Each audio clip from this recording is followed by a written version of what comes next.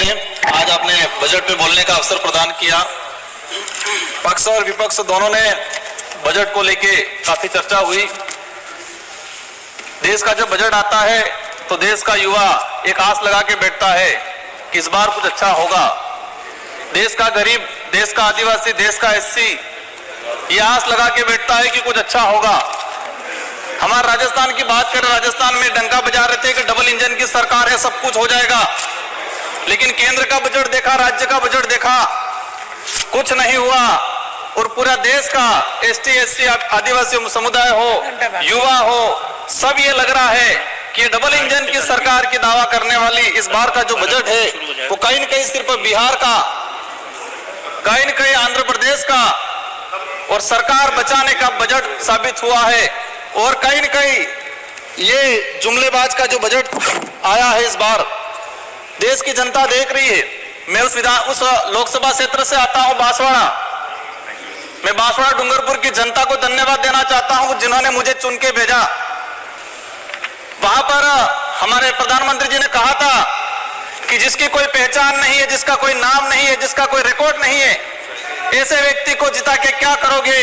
लेकिन बांसवाड़ा डूंगरपुर की जनता ने ठान लिया था कि लोकतंत्र है, राजतंत्र नहीं। और ये राजतंत्र तय करने का किसी को ठेका नहीं है, लोकतंत्र है। जनता ने ठान लिया था कि इस बार राजकुमार रोज जाएगा। मैं आपके माध्यम से, पूरे सदन के माध्यम से मेरी जनता को धन्यवाद देना चाहूंगा। मोदी जी ने कहा था वहां के बड़े बुजुर्गों को कि घर घर जाके राम राम बोल देना और चुनाव जिताना। वहां के बड़े बुजुर्गों ने ठान लिया और कह दिया था, और मेरे माध्यम से और आपके माध्यम से संदेश पहुंचाया है उन तक। मुझे कहा था मोदी जी को कह देना कि देश के आदिवासियों को उजाड़ने का काम पिछले 10 सालों में हुआ है। देश के अंदर धर्म की राजनीति हुई है। देश में 15 लाख रुपए बेरोजगारों को नौकरी देंगे यूं करके 10 साल राज किया है। इस बार हम सबक सिखाएंगे। और उन्होंने मेरे माध्यम से मैसेज पहुंचाया है कि गुरु गोविंद की धरती है, मावजी महाराज की धरती है, संत सुरमाल महाराज की धरती है। मानगढ़ दाप में 1500 आदिवासी शहीद हुए थे। मोदी जी 2 बार आए, लेकिन मानगढ़ के लिए, आदिवासी समुदाय के लिए एक शब्द नहीं बोल के गए, कुछ नहीं करके गए। तो उन्होंने मैसेज पहुंचाया है कि आदिवासी समुदाय जाग गया है और अब वो आदिवासी समुदाय नहीं रहा जो बाकाया में आ जाएगा और वोट दे देगा। माननीय सभापति महोदय, जो वर्तमान स्थिति बनी है बजट के अंदर, मैंने देखा धातुओं का खनन को लेकर उद्योगपतियों को एक समय छूट दी गई। लेकिन ये खनन कहां हो रहा है? धरती पे हो रहा है, हमारे देश में हो रहा है, पहाड़ों में हो रहा है, जंगलों में हो रहा है। और वहां पर जीव जंतु रहता है और आदिवासी समुदाय भी रहता है।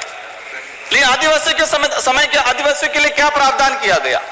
आदिवासी इलाके के अंदर देखा जाए, आदिवासी समुदाय बैठा हुआ है, उसको जमीन का पट्टा नहीं मिला हुआ आज तक, आजादी से पहले से बैठा हुआ है। लेकिन वो जमीन की बात करेगा।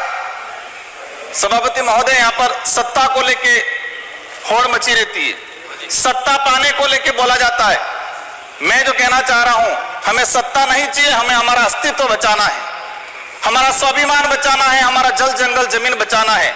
और देखा गया देश के अंदर आदिवासी समुदाय जल जंगल जमीन की बात करता है तो उसको नक्सलवाद का ठप्पा दे दिया जाता है, उसके नक्सलवाद के नाम से मारा जाता है। छत्तीसगढ़ का बस्तर का इलाका हम देखते हैं, 11 साल की बच्ची को मारा जाता है और कहा जाता है कि नक्सलाइट थी। 3-3, 4-4 साल के बच्चों को मारा जाता है, गर्भवती महिलाओं को मारा जाता है।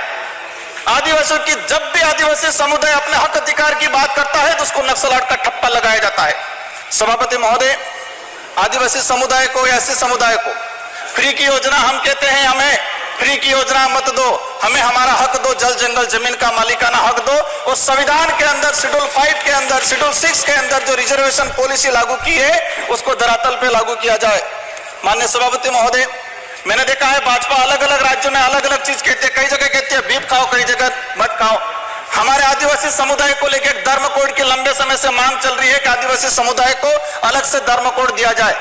आजादी से पहले 1871 से लगा के 1951 तक अलग जनगणना हुई है।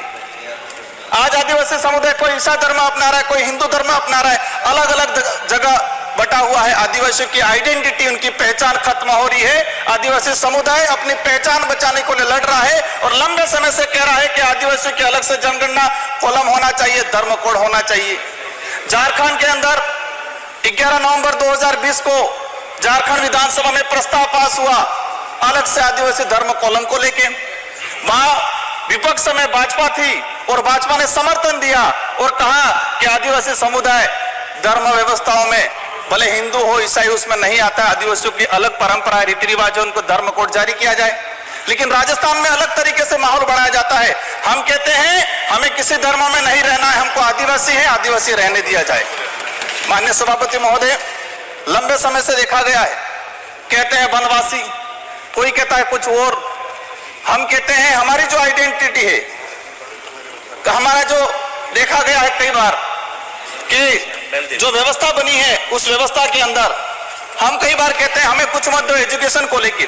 नई शिक्षा नीति, मुझे लग रहा है अभी घंटी बजने वाली है, मैं 2 मिनट में मेरा समाप्त करूंगा। नई शिक्षा नीति के तहत यह प्रावधान किया गया है कि 6 साल का बच्चा होगा, इसके बाद उसको पहली क्लास में एडमिशन दिया जाएगा। माननीय सभा